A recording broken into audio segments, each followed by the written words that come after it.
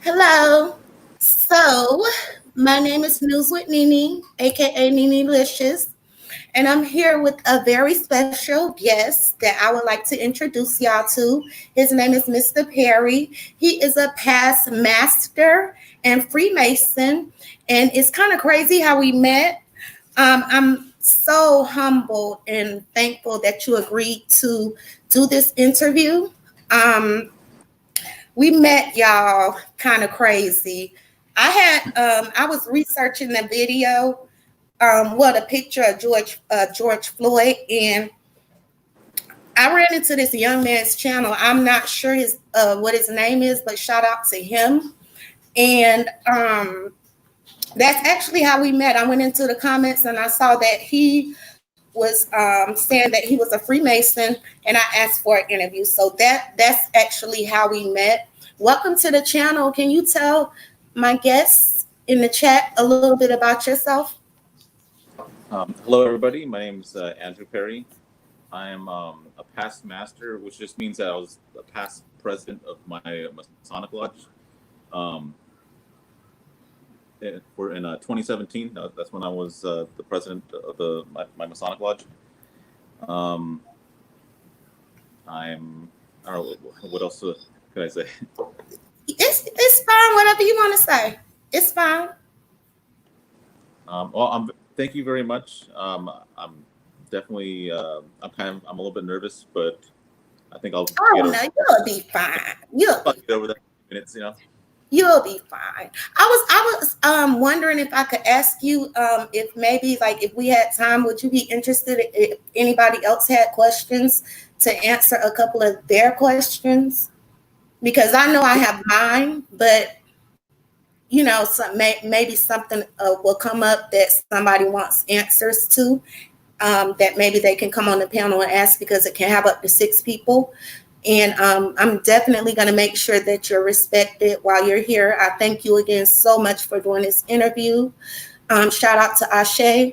Shout out to Patrice, Kiss. That's all I see so far. It's 8 people, so it's some people in the bushes watching. But how old are you, if you don't mind me asking? I'm 42 years old. Oh, okay. And so I'm going to just go ahead and jump right in. Who are the Freemasons? I grew up thinking that they were this secretive society. And, when you portray or when it's labeled like that, it kind of makes people think like you have something to hide. So that was another reason why I wanted to do this interview. I believe in going to the source if I have questions, and I have a lot of them. And so who are the Freemasons? All right. It's kind of this might be a somewhat lengthy answer, but the Freemasons are the descendants of an ancient trade guild of actual Masons whom we call the operative Masons.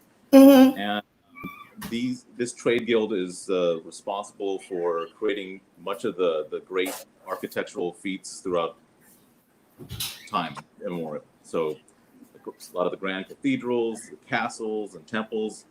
The operative Masons were the ones who planned out and then built these great buildings. Mm-hmm.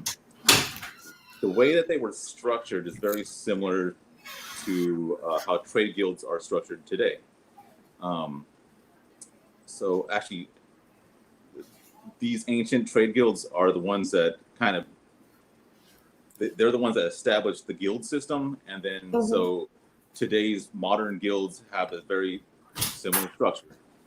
So, for example, if someone wants to become an electrician, they would join up with a master electrician as an apprentice, and then after uh, so many hours or of time developing their skills, they can show how well they've developed their skills, and then they can graduate to the next step, which is a journeyman. And then after developing more advanced skills and gaining more responsibility, they can eventually graduate to becoming a master electrician.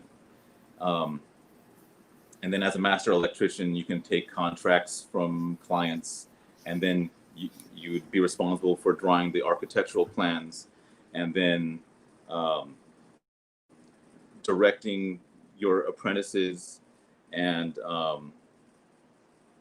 your journeymen to, I don't know, build a city, the, the electrical grid for a city, or the infrastructure for a building. So the operative masons were very similar. You would join up as an entered apprentice, and then after some period of time, you'd eventually become what we call a fellow of the craft, or a fellow craft, which is analogous to a journeyman, and eventually become a master mason. And then you'd be able to direct your apprentices and your journeymen to, or your fellow crafts to create great buildings and things like that. One interesting thing that these ancient trade guilds had was that they had these ceremonies for each step. So as when you first get initiated into the guild, they'd have these ceremonies that would use the tools of architecture to kind of metaphorically give moral lessons to them. So there's basically two components to operative masonry, where they have, on one hand, the physical labor of creating the plans and then building a structure, and then this kind of a speculative version where they would use these the tools of architectures as metaphorical lessons to apply to their own lives, to kind of build themselves up as a man. So it's like a brotherhood, because that's what I was under the impression that it was, but I wasn't sure. I was never sure. Yes. And So what happened was, okay, so I'm gonna get to the part about the Freemasons. okay. In the 1600s, these operative masons, they began letting in members of society who were probably very well-to-do, wealthy gentlemen, and allowed them to become honorary masons. And they called these honorary masons Freemasons, because they didn't have to do the physical labor, but they did have to do the speculative aspect of being a mason, where they're applying those lessons, those moral lessons, to themselves. And then as time went by, the numbers of the operative masons began to decline, probably because of technological advances, where it was just easier for someone that wasn't part of the guild to just create buildings and stuff like that. And then it became a little bit less competitive over time, maybe. And then at some point in the early 1700s, the Freemasons were the ones who were the most numerous in this guild. And they had to kind of create their own organization to kind of maintain this tradition that they were following. And in 1717, a bunch of lodges in England kind of banded together, and they formed first the United Grand Lodge of England. And by the way, a few years ago, 2017, we celebrated our 300th anniversary. It's Okay. kind of like a rundown of who the Freemasons are. Okay, so it's attributed to architectural and learning through that and bettering yourself. Am I Yes. correct? and Correct. also about brotherhood and I guess camaraderie. Yes, yes, definitely. Okay, so that's the mission of the organization. The mission of the organization is to take good men and inspire them to make themselves better. Okay, because my dad did, and my dad used to be a Freemason, and I talked about that a little bit in my video that I done about George Floyd, and I was saying that you know I respect everyone's opinions about them, but I know that when we were in trouble, I know that had it not been for my dad being a Freemason, we probably would not have gotten the help that we need, and we traveled a lot, being that he was military. We were stuck like in the middle of nowhere, Yeah. without a whole lot of money because it's 10 of us. And so, um, that's why I'm really wanting to get like a different perspective. I want to really hear from the source, like, because you hear so much, and I never understood, what it was. My dad would not talk about it, but my mom, I had to ask you a question because my mom was like, "Oh, my dad, he joined in Hawaii when they were stationed in Hawaii, and my mom was saying that he came home and it looked like he got his ass beat."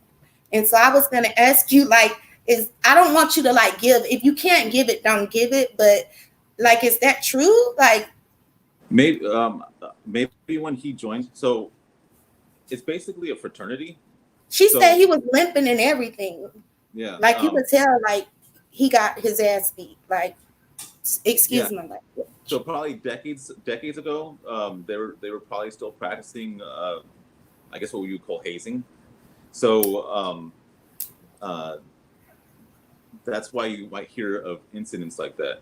But today, Gotcha. it's hazing is frowned upon, and if in fact, if people are found to be hazing today, then the Grand Lodge, which is just basically the umbrella organization that oversees um, a group of lodges, pretty much.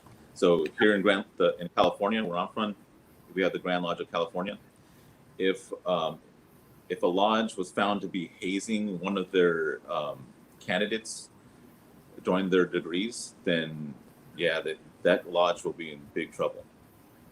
Okay, so at what age did you join? What age, like, did you join, and why? Like, what did you see in it that made you want to be a part of that? Like, at what age, and what was your purpose or reason for joining?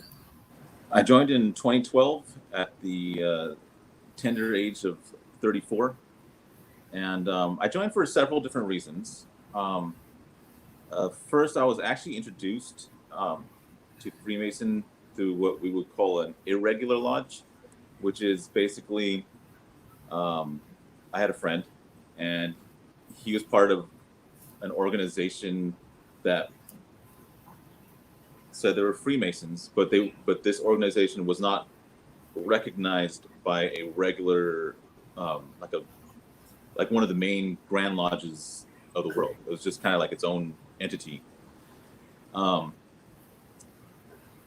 so I was kind of going in that direction while I was going to join, and I kind of did a little more research, and I figured, if I want to get the benefits of being part of Freemasonry, I should probably just join the regular Freemasonry, because there's way more people out there, and I can I can kind of draw from the support and camaraderie of people all around the world, rather than kind of having this very localized um, group that didn't have access to this giant network.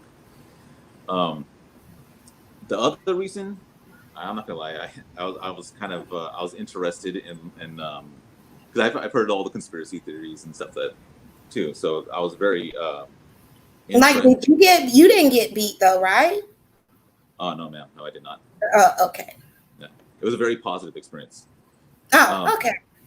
the um, what was I gonna say? I was interested in learning about the conspiracy theories and seeing if they're true. I guess I'm the kind of guy that if I hear that something's weird going on, I kind of want to like investigate it. So Yeah. um, I joined, and while I didn't find any of the crazy stuff, I did find a lot of inspiration, and I feel it really helped me out in my life. So, what positive effects in your life can you say or attribute to the Freemasons? For one thing, there's a lot of things I have to memorize, and I never realized that I had a good memory. I never thought I could like memorize like long speeches and stuff like that. And so you definitely get your practice and memorization. It definitely inspired me to be more spiritual, um, and to seek out God in a lot of aspects of my life. And it inspired me to kind of live up to this code that Freemasons kind of built for their members. You know, like to be an upstanding member of society, to be engaged in civics and things like that.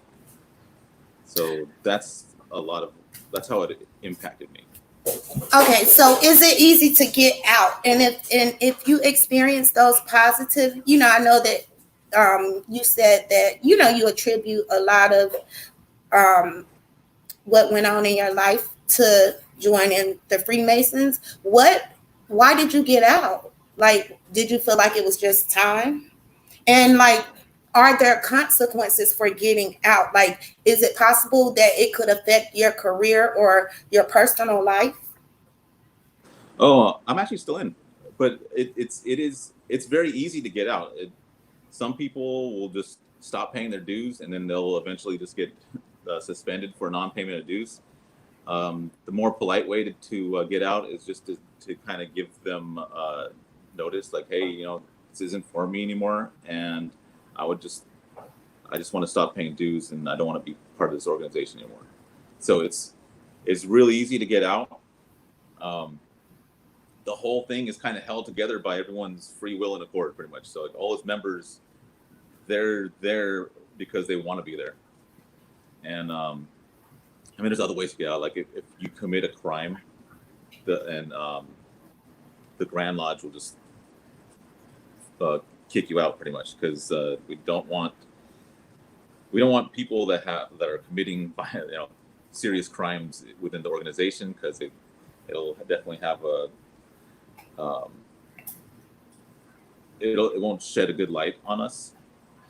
Um, and also, if someone has committed a serious crime in the past, if they had a felony or something like that, they would not be able to join as well. Oh, so y'all don't accept convicted felons. Correct. Oh, wow. Okay, so is there a national roster? And if there is, how do y'all identify each other? Like, do y'all have to get specific? Is there like specific requirements that each member have to get? And like, is it like a national roster that y'all have, or is it just maybe Um, a state by state thing, and you would have to go to that state or something? it's kind of like that. So each state has its own Grand Lodge, and every Grand Lodge is its own um, autonomous entity that is that recognizes other Grand Lodges. There's like this. It's kind of like a pact between all the major Grand Lodges of the world. Um, so each Grand Lodge has a record of every member that has ever joined. Oh, So if someone wanted to find my record, they would probably have to go through the Grand Lodge of California. gotcha. Okay, so what is the highest ranking within the organization, and how is ranking accomplished? And like, typically, like, is there a time frame of how long it takes to accomplish the ranking? Um, there's Because you are a master, so is that the highest level? Like, if that Yeah. makes sense. So within, okay, there's different ways I understand this question. Um, the most the way that, okay, how this the highest ranking within Freemasonry is just to be a master mason, and which is just the third 3 degrees. But the highest ranking Freemason would probably be the Grand Master, who's basically, he's kind of like the president of the Grand Lodge. So he would be the highest ranking member. Hmm. There are, so once someone becomes a Master Mason, they're eligible to join different organizations within the body of Freemasonry. So if you've heard someone say that they're a 32nd degree Mason or a 33rd degree Mason, most Masons would understand that as that person is in the Scottish Rite, which is, That person is what? Excuse me. I'm sorry. you would recognize that person as being part of the Scottish Rite. And the Scottish Rite is just, it's a separate organization within Freemasonry that you are eligible to join after you become a Master Mason. Gotcha. Okay, so approximately how many symbols does this organization have, and is it based solely on rank?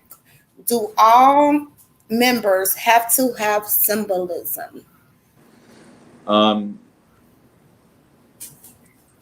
there are, okay, there's a lot of different symbols. Because, like, for instance, my dad had it was a ring he used to wear, and it had like the two swords that went down like this, and then it had the G in the middle. And this one right here. yes, Well, but he played a G in the middle too. So yeah. So there's. But I never knew what it meant. This is like the English style, with it doesn't have the G usually, but most have the G in the middle, and it just means, what it is that, okay, this is how it goes. The two pointing down. Let me see. The two pointing down is just a compass, like from like when you took geometry in school, the compass. Oh, the protractor. Yeah, and Gotcha. so like that the moral lesson behind that is to circumscribe your desires and keep your passions within due bounds, pretty much. So you don't, like, if I'm kind of like passionate about politics, so I don't want to, like, it would kind of teaches me just not to go, fly off the rails and like just go crazy Yeah. with it. So it teaches you like discipline. Correct. Basically. Gotcha. Yeah. And just Okay. don't let your feelings get the best of you, pretty much. So And the one, go ahead. I'm sorry. the one below is a square, so it's like the right angle, pretty much. And it's just, it teaches you to just kind of square your actions and just make sure to kind of discipline yourself to act accordingly. Oh wow! So y'all have to be really disciplined and like you're encouraged to be very disciplined, but it's not mandatory. Not disciplined Because my dad was a mess in his heyday. That's why I was asking.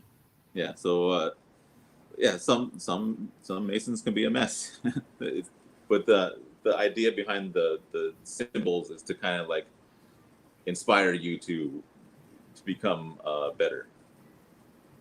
Okay, better. So what is the 33rd degree? That's just another ranking, correct? Yes. So usually the highest degree in the Scottish Rite would be this 32nd degree. Most Scottish Rite Masons are 32nd degree.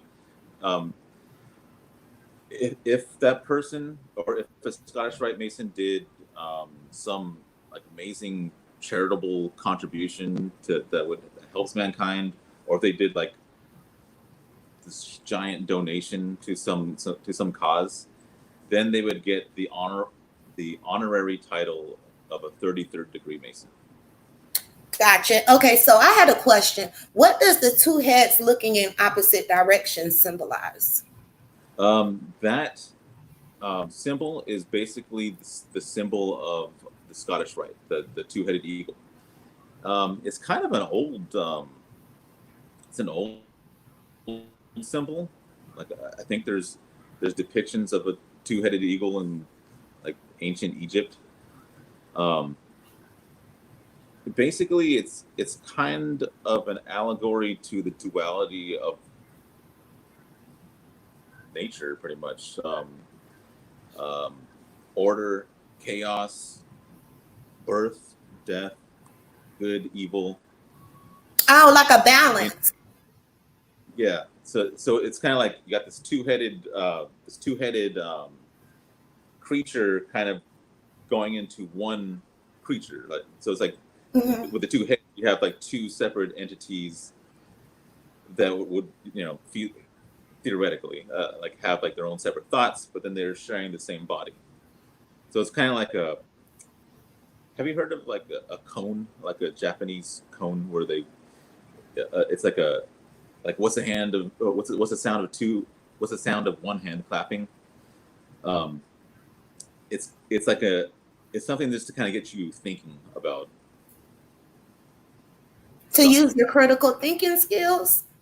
Yeah, and it's kind of like a mystical thing too, where it gets your mind going about it can take you anywhere actually, like um, just get something to get you thinking about the duality, the dual nature of being a human being. Gotcha. Okay, so can your symbolism be changed or swapped out? Like if a tattoo is a tattoo and it's been the same tattoo for a certain amount of however many years, can it change? Can y'all change it? The symbols are pretty much set. Like that symbol is the symbol. Like the Scottish Rite, I think they've had that symbol for since they were first created, which was probably I think in the 1800s.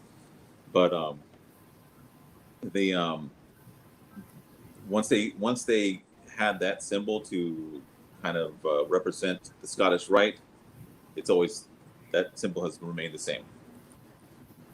Okay, so are y'all ever are members allowed to only get the symbol without the ranking, wording, acknowledging the fact that they are within your organization? Um, when someone becomes an entered apprentice, when they first get initiated, they're not allowed to wear any symbols. There's like I think there's maybe one symbol that they're allowed to wear, which I think is like it's the point within a circle. Um, and then same with the fellow crafts. It isn't until you're a master mason where you can pretty much um, wear any symbol of masonry. Um, Similarly, when you join the different organizations, or we call them appendant bodies. Like the Scottish Rite is an appendant body, and the York Rite is the other major appendant body.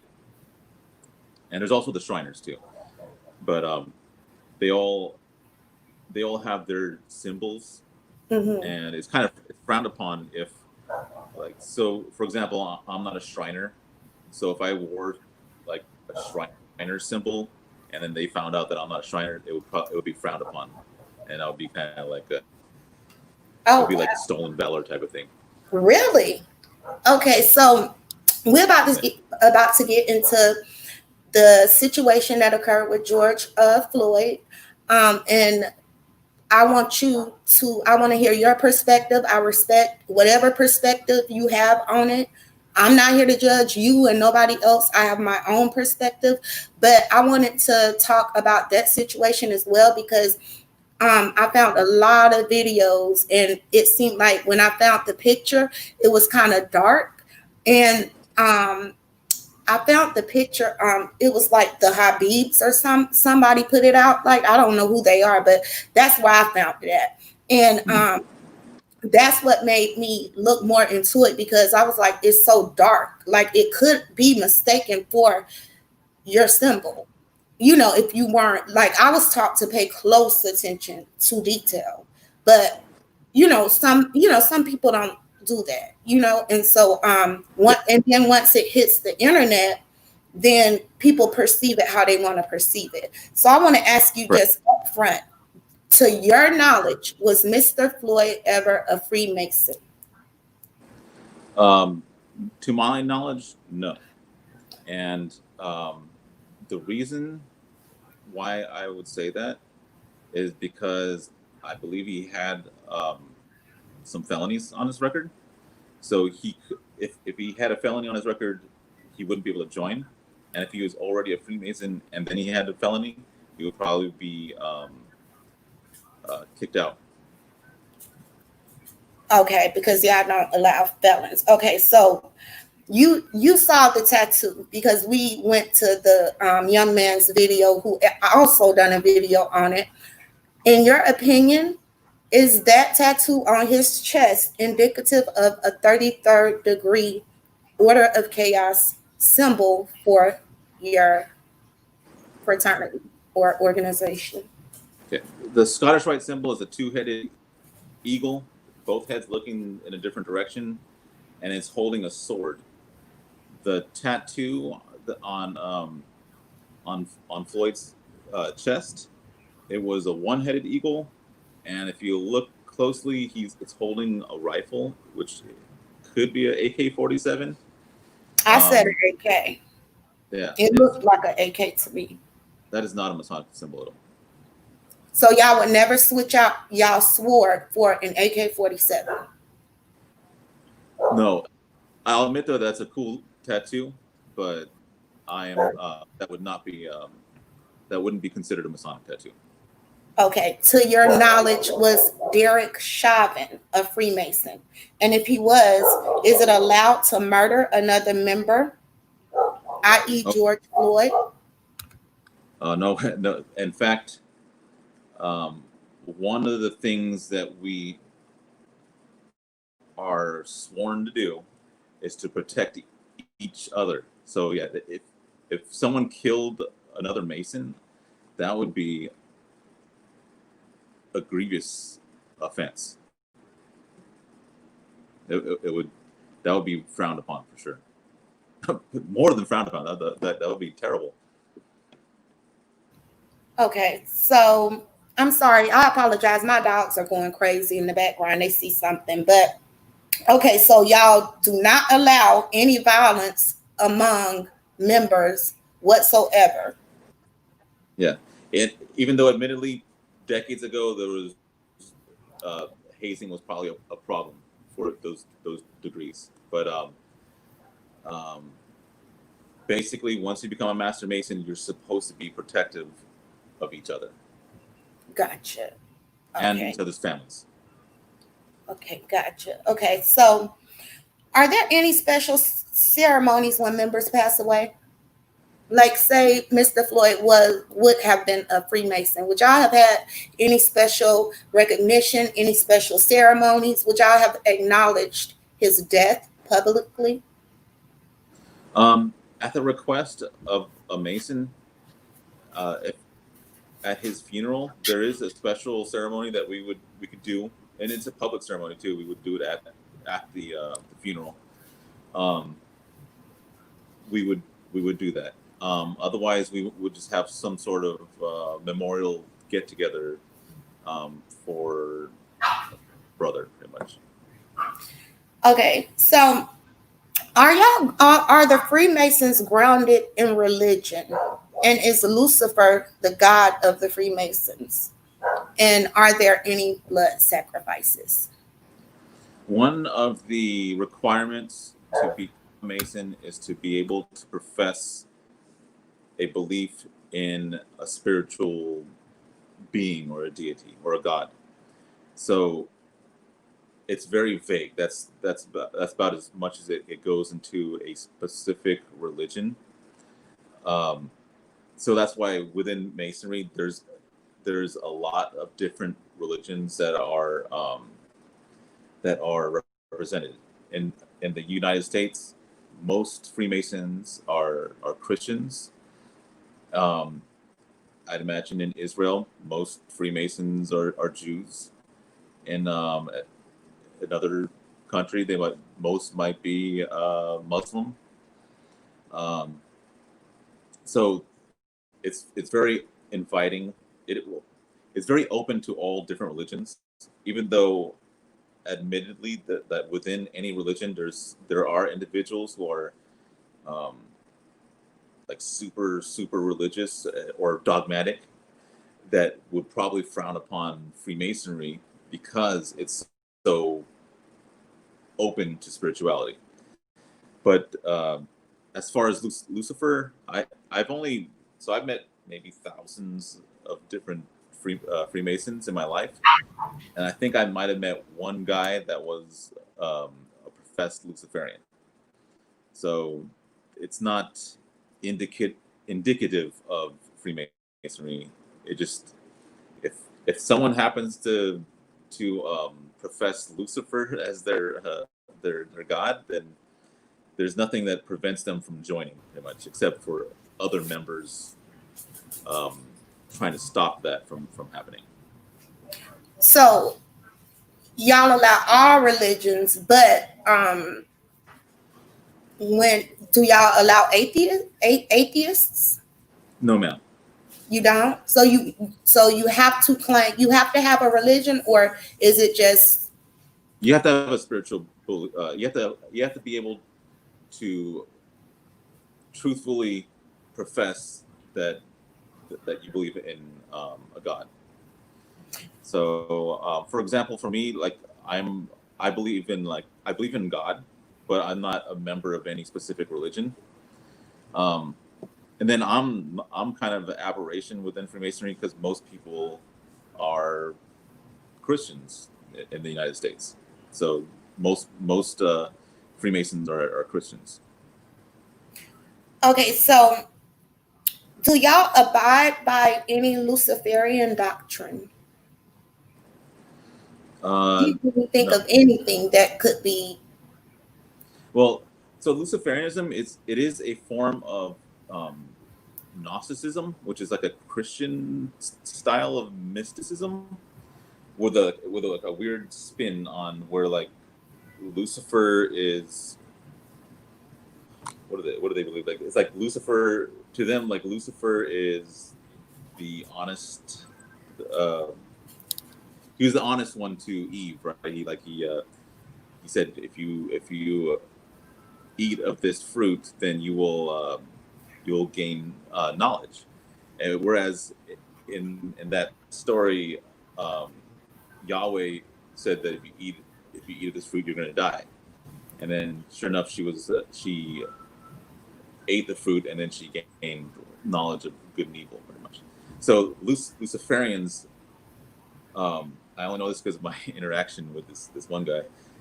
They believe that Lucifer is kind of like analogous to like the higher, more honest God than Yahweh. But yeah, it's just one of many different ways of believing. And so y'all do allow them into the Masons. Yeah, there's nothing that It's would just prevent. frowned upon. Um, it would just be a weird idea that one particular Mason has. Okay. So are y'all satanic? Do y'all have any satanic beliefs? Are y'all cannibals? Have you ever heard of any cannibalism? No, we're definitely we're not. There's no. It's similar, I guess. If someone professes a belief in Satan, um, provided he was like a charming enough guy to the people at that lodge said, oh, he's okay, he just believes in Satan, but and then they would probably they could theoretically allow him into the fraternity theoretically, only because he's professing a belief in a higher power, you know. But the I have never met someone that was a professed Satanist. I'm Okay. just saying theoretically it's possible. Okay. So are y'all affiliated with the Illuminati or Antifa? The Illuminati was an organization that ceased operations in 1785. So Freemasonry is older. It's actually older than the Illuminati, but it was just a separate organization. Now, if the Illuminati still exists, then they did a really good job at keeping themselves secret over the years. And as far as Antifa, that is kind of like my understanding of it is that it's being anti-fascist, Mm-hmm. and for the most part, it kind of manifests itself as a bunch of punk kids at protests that are vandalizing or breaking windows and stuff like that. Um, no, there's no there's no affiliation with Antifa because that one is kind of like strictly a political thing. And while Freemasons encourage its members to be engaged in civic life and political pursuits, it wouldn't um, it wouldn't be supportive of some of the things that Antifa has done, which So I y'all think we're wouldn't all be pretty much okay aware. with that. Yeah, we're all pretty much aware of like what Antifa or people that say that they're Antifa um, are doing today, like during the BLM protests Yeah. and things like that. Okay. So is there or has there ever been an infiltration of the government for New World Order? No, but I mean, because it encourages its members to be to take part in politics, then as an individual, that person might pursue running for office or something like that. But it's not at the direction of like the Grand Lodge or anything like that.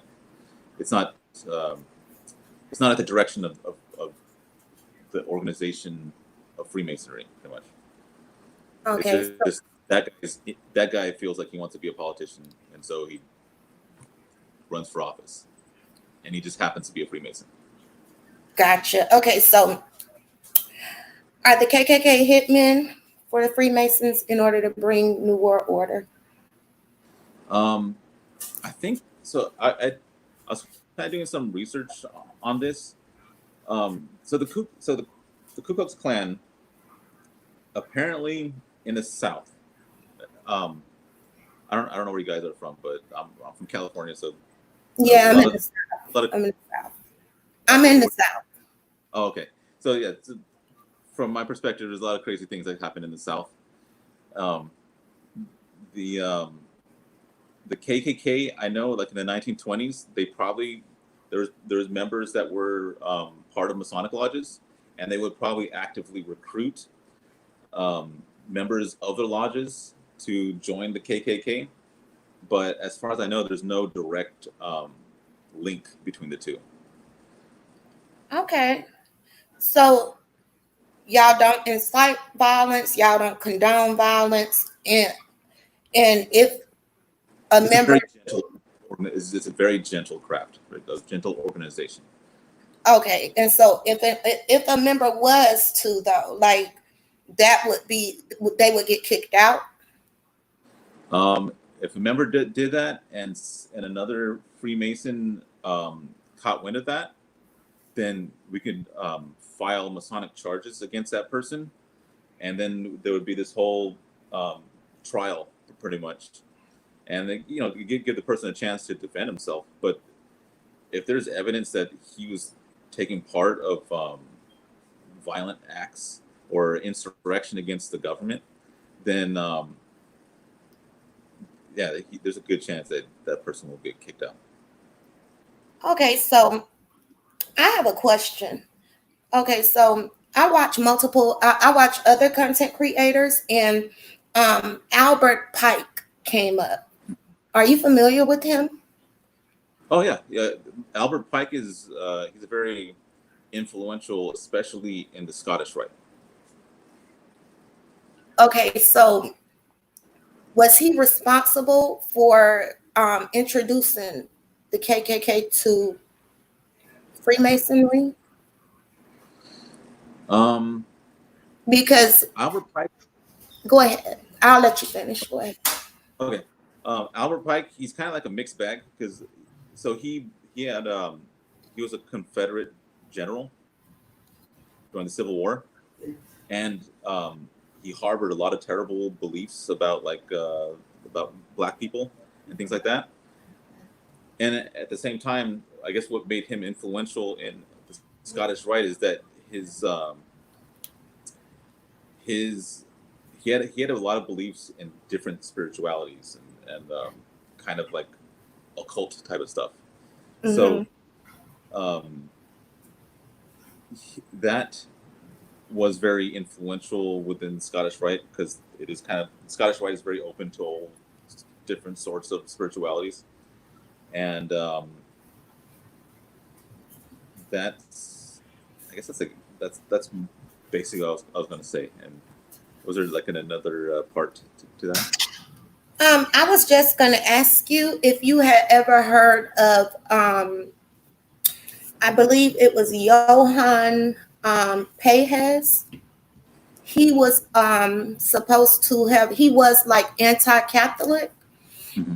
And I was reading and researching Andrew Pike, and I came across an article. And in the article, it was stating that pretty much Andrew Pike was a Freemason, and it also said that he fought for the Confederacy.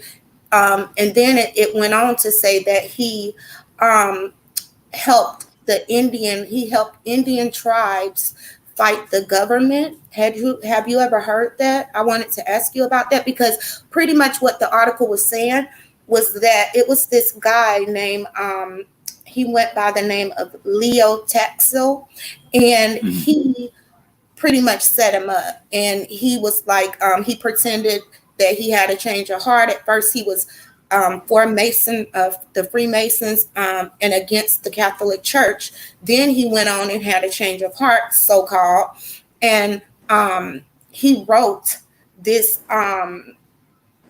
this like book, Yeah. kind of exposing the Freemasons because back in like those days, 1738, I believe, um, Catholics they didn't allow y'all to join, and so they said that the article said that pretty much he tricked the Catholics into believing that he had a change of heart. He wrote these nasty things about, um, the Freemasons, and they supported it because at the time y'all weren't allowed. But they said he was trying to really kill two birds with one stone because they said that he was really the one who was an occultist and worshiped the devil. And so it was kind of like he went on this whole bashing campaign and killed two birds with one stone. And that the what is being said about Andrew Pike was not true. It was just a anti a bashing campaign to make him look bad. But where I got confused at was it said that he predicted two world wars, but the some of his most infamous work in those writings went missing. And so that's what that's kind of confused me, and it's making me second guess like whether or not that's factual. Are you familiar with that? I'm a little bit familiar with it. We would refer to that as the Taxial hoax. So it was like I guess like a conspiracy theory of that era, pretty much. Um, um, I don't know too much more about that. I just know that it was kind of revealed to be a hoax. Um, the thing about conspiracy theories is that reality is reality is very finite, but then if there's gaps of knowledge, like so like the Freemasons, they have like certain secrets that we would try to keep. The imagination is infinite. You know, reality is finite, and the imagination is infinite. So the reality of what those secrets are, once you know them, is very.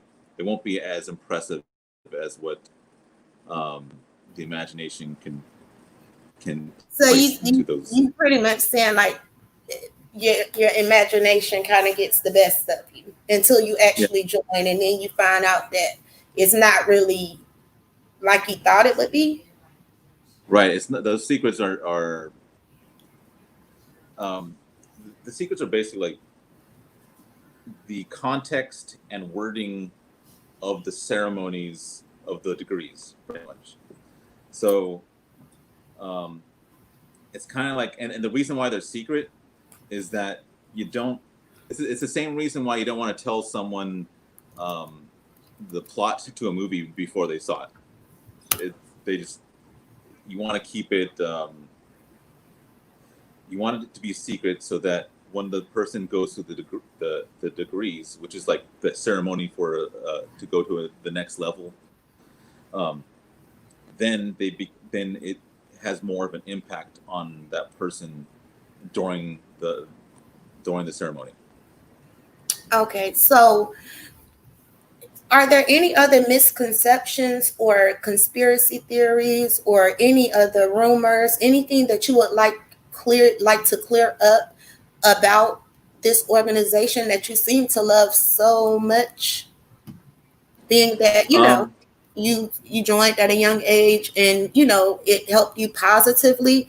Like, are there any misconceptions that maybe you would want people to know? um, yes, there are. I mean, obviously, there's a lot of the conspiracy theories behind Freemasonry, like that were there's this giant cabal that is bent on uh, ruling the world. Um, that is, it's basically false, I guess you could say. Like I'd imagine that at even like the highest levels of any organization, right? There's going to be like a small group of people, but then uh, a group of people, that small group of people is not part of the organization. They just like their own secret little clique, I guess you'd say. But as far as I know, every Freemason, any Freemason that holds a high office, they're not doing that as part of you know, it's not they're not doing it at the orders of some cabal of Freemasons. If anything, I like for me personally, I think that the people that are kind of like trying to control the world are like super wealthy individuals, probably not even Freemasons. They're just trying to protect their wealth, Yeah. and has Okay. anything to do with any secret society. It's just they're just trying to protect their wealth by you know, lobbying and buying politicians and stuff like that. Just the way that everyone else would kind of sees it, anyways. Yeah, okay. So those were all of my questions. I'm going to open up the panel for you to answer a couple of questions. I see two gentlemen in the back chat, I guess. Let me add him first. Hold on. Okay, he hung up. Maybe he'll come back. Jamar, Okay. I know this guy. I'm trying to unmute his mic. Hold on. Oh, crap. I'm unmuted. Can you hear me? Yeah, Yeah. Yeah, so I Yeah. had a quick question for Mr. Andrew over there. I wanted to know, why do Masons step off on the left foot? Does that have anything to do with Imhotep, ancient Kemetic civilization, African civilizations? Can you explain that, please? Okay, there was a little bit of interference that I heard, but from what I understood, are you trying to say is there like a connection between like Freemasons and then Kemet, like ancient Egypt? Well, in From what, Freemasonry, you wear a apron, and Imhotep wore an apron and stepped off on his left foot, and that's yeah, from like 2000 BC. So yeah. I'm saying, was there any influence there, or were the Kemetic civilization the originators of Freemasonry? Just throwing that out there.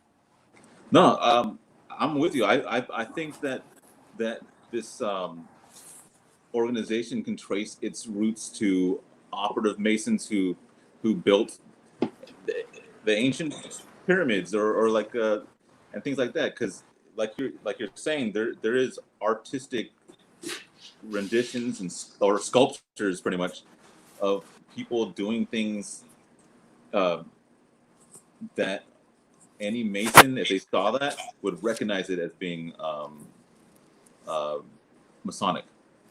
So while Freemason Freemasonry probably has its most direct route to like a European trade guild, I bet that European trade guild, the operative Masons, they probably had a connection with ones from or a trade guild from the Middle East or from Africa. Yeah, I'm I kind of agree with you on that. Okay, thank you for answering my question. Have a great day, sir. You were Thank great. you. I know, Jamar.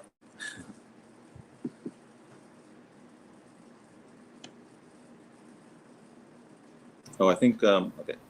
You have to unmute. Oh, hello, brother. How you doing? This is past master most worshipful Grand Lodge, PHA, California. How you doing? I'm doing pretty good.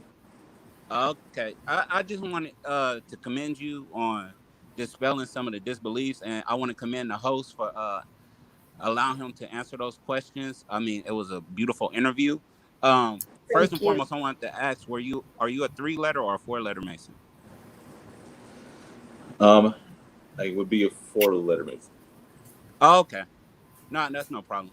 Uh, I think what people don't get is it's just an organization uh bent on doing charity. And I know we got the Masons the Mits, where we actually help impoverished children, play on these baseball teams with sports and things of that nature. They get to meet the giants and things of that nature. So we do programs like that. And I think you should, if you can or if you're able and you want to, let them know about the charity and the things you're doing outside in the community. That's a good point. Because I always thought it was so secretive. And like I was saying in the beginning of the interview, when you leave it up to people to just kind of guess or assume, people tend to assume the worst. And so that was my point for coming to the source as well, was to get to really come to him to get answers, because I really didn't know. And like I said, my dad was a Mason and he was very quiet about it. And so I think that's a great point to me. I'm sorry, I misunderstood your question. Uh, I'm free and accepted, and not Oh, you ancient. 3 letter? Yes. Yeah. Okay. Yeah. Likewise. Yeah. So you familiar with Masons, the Mits, and things of that nature? I think a lot of people don't understand is that like there is there's no one type of Mason. There's just like there's different countries. There's different types of Masonry. You have your free and accepted, and you have your ancient free and accepted. Those are two different things. So I think a lot of people look at the 4 letter aspect of Masonry and it's esotericism and all. They're not bound to any like rules, so to speak. And I'm not bashing them. Yeah. Like, I don't know. I don't know how to explain it. I'll let you do it. But thank you, and continue the good work, my brother. Thank you, brother. Okay, so Max Resolution is asking, is it true that you can't kill a Mason? You you mean are you asking can one Mason kill another Mason? Can you clarify? I mean, are you asking the person to clarify? Yeah, I'm sorry. I'm asking him to clarify. To Max, can you clarify? So you mean, are you talking about it like if they were two members? And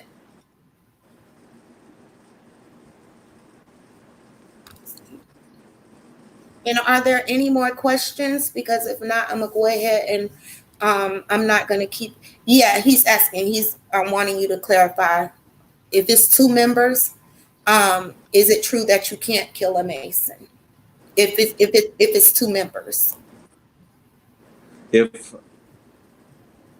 a Mason killed another Mason, then that, I mean, aside from the, you know, the civic, you know, the charges of murder laid on him by the justice system within Masonry, that person would automatically be excommunicated as a Mason. They would, I mean, there's no, they can't kill. You can, I guess, you could kill, anyone could kill anyone, but I mean, if a Mason killed another Mason, that would be a terrible act. Once you get to a certain level, can you be D-ranked or lose rank?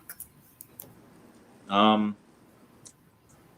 could see that as a punishment being dealt out, but I've never seen it happen.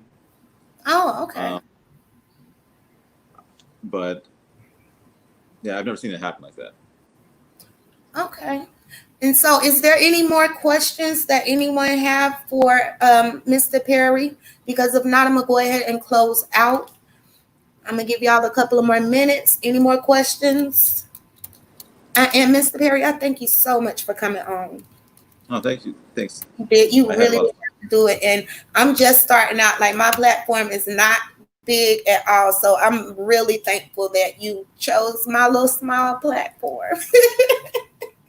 Well, you know, so I'm kind of I was kind of nervous, you know, so but I told you would be fine. You would be fine. I told you would be fine. Let me scroll up. I'm gonna scroll up because okay, someone is asking how many levels are there? Okay, within Freemasonry, there's several different organizations. So there's what is called the Blue Lodge, which is kind of like when you see a Masonic lodge in your town.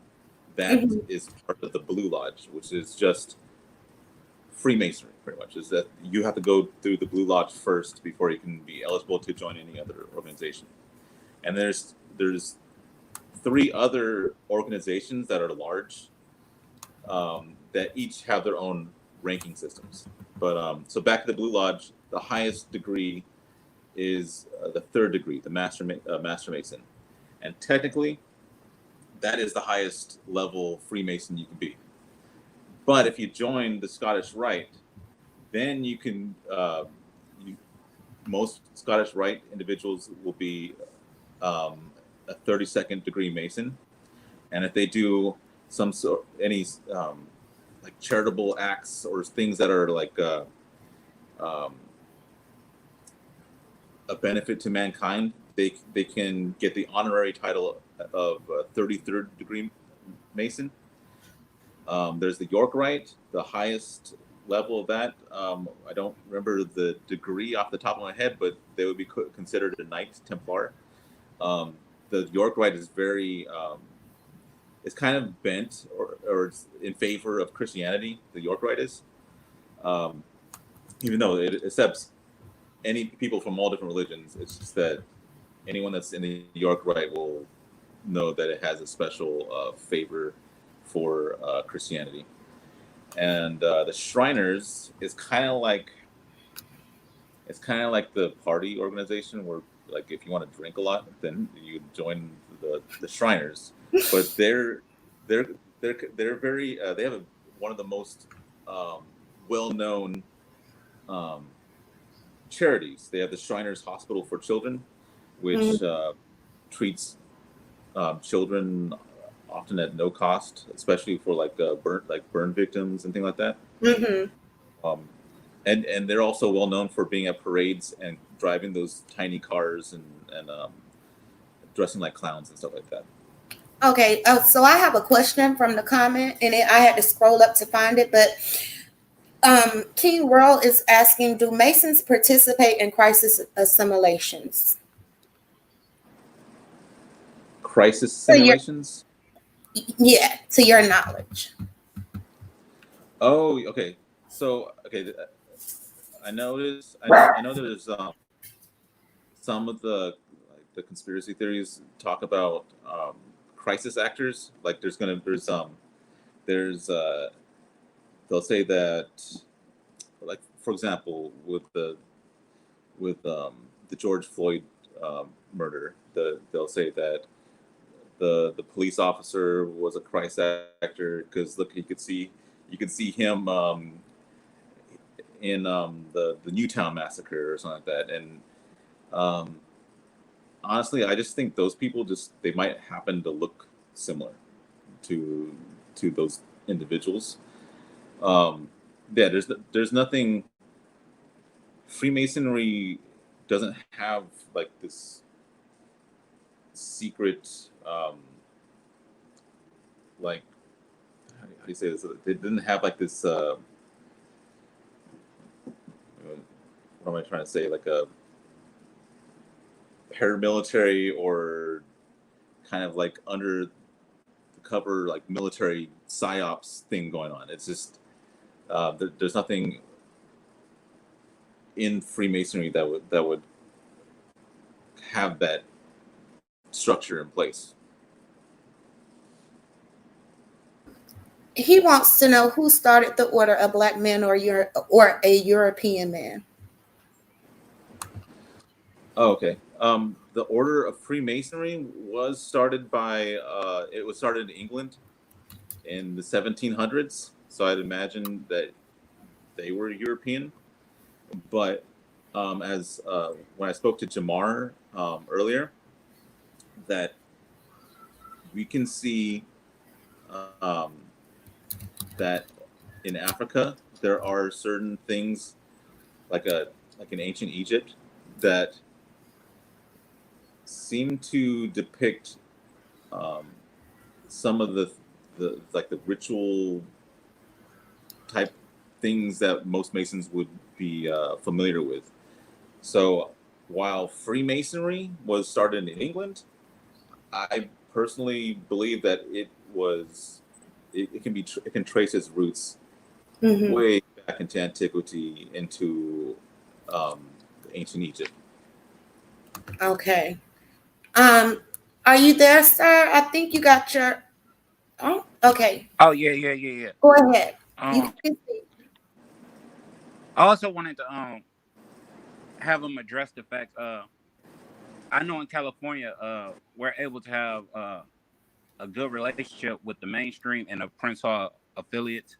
I was wondering, do you ever see that happening in places like in the Deep South and things of that nature?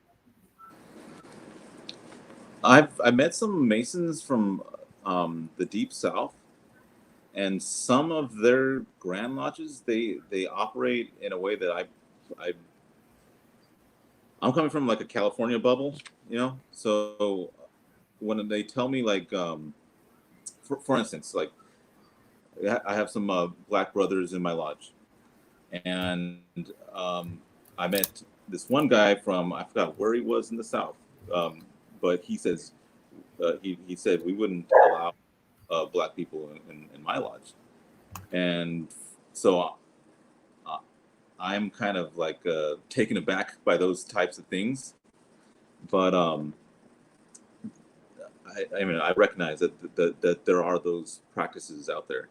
In fact, the California Grand Lodge recently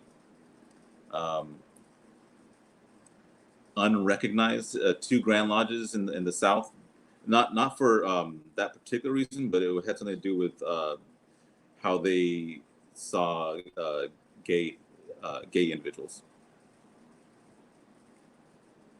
Yeah, and that so okay, so do y'all don't allow any men who are LGBTQ to they can? Most Grand Lodges around the world generally have no issue with that. Mm-hmm. Just wouldn't allow we wouldn't allow a woman to become a Mason. Because they're are they the Eastern Stars?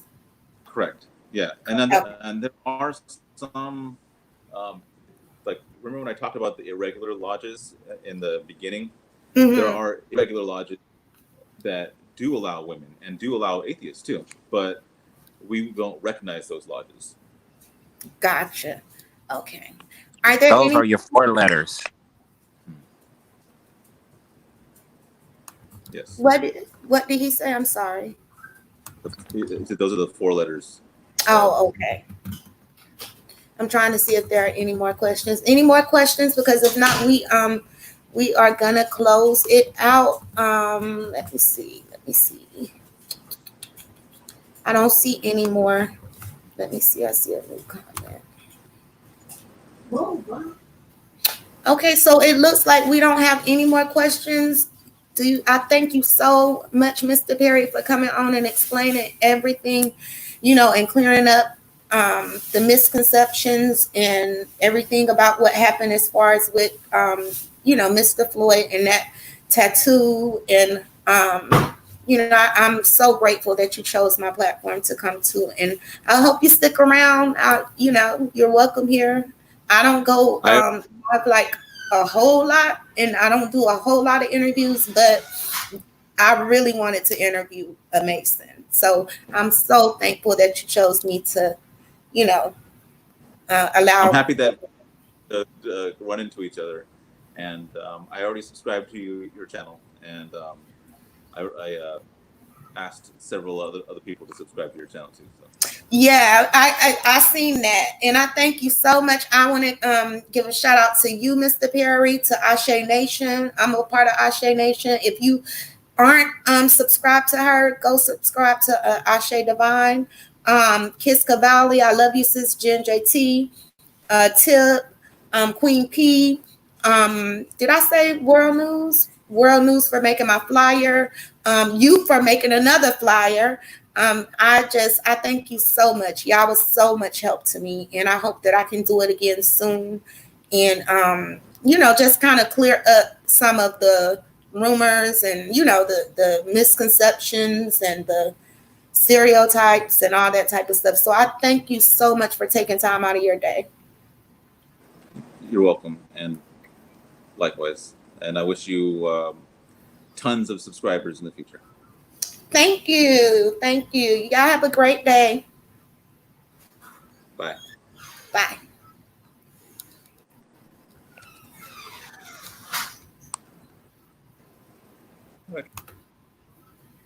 Okay, y'all. So this has been my first dope ass interview with a Freemason. Y'all heard it yourself. He cleared up a lot of rumors, a lot of conspiracy theories, and a lot of misconceptions. I know at the end of the day, everybody is going to have their own opinion. That is fine. I'm not knocking nobody's opinion, but I wanted answers. I done this for me, and there was just some things that I wanted answers to. So I do thank everybody for tuning in. I hope y'all have a great day. Kiss, I love you. Tiffany, I love you. Jen, I love you. Queen P, I love you. World News, I love you, bro. Thank you so much for helping me. Ashe, thank you so much for helping me and sharing. Everybody who shared my flyer. Peace to God. The the two young men who came up here. One of them was named Jamar. I thank y'all too. Thanks everybody for tuning in. I'm out until the next interview.